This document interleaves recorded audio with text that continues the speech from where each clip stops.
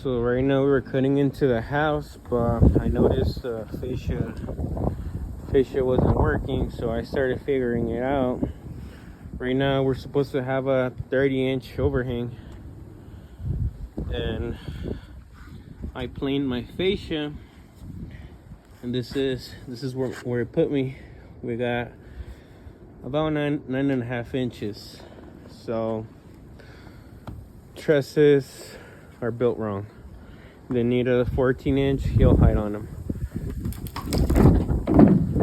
So these are gone.